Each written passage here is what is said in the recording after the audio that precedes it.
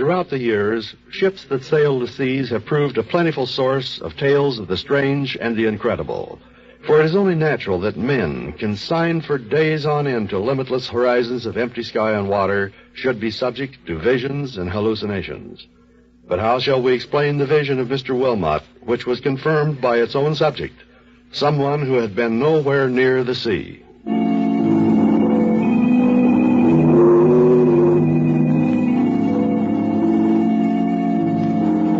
The thing happened aboard the steamer City of Limerick on its last night out. For 9 whole days, the vessel had been lashed by furious storms.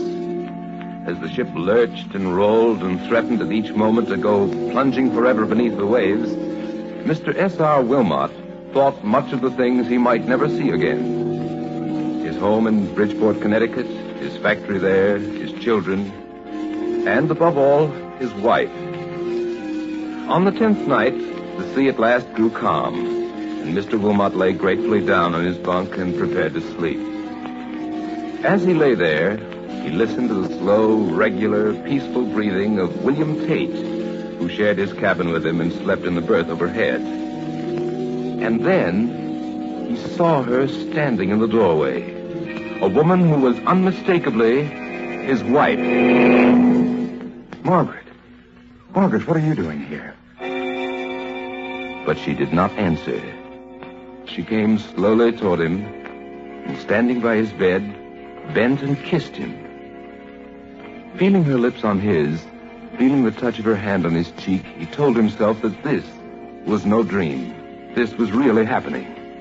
But then suddenly, she was gone, and there was nothing before him but the empty, moon-drenched cabin. In the morning, when he awoke, Mr. Wilmot knew, of course, that it must have been a dream. He lay for a moment, smiling at his own credulity, when from the berth above a voice inquired, "All right, Wilmot. Confess now. Who was she?"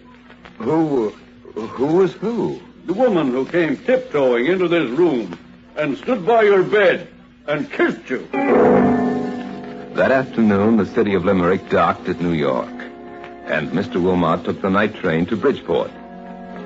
He saved the question he had to ask his wife until he and she were alone. But even then he had no opportunity to speak, for it was his wife who inquired, "How is it, dear, that you didn't have a private cabin on the return voyage?" What makes you think I didn't have one? Why, there was another man with you. He slept in the bunk above yours. But how could you know that? It was last night, dear. I couldn't sleep. We've been reading about the storms on the Atlantic, and I was terribly worried. Oh, I know this sounds absurd, but it's true. I seemed to be crossing the water and coming aboard your ship. I went into your room, and even though that man was there, I bent down and kissed you.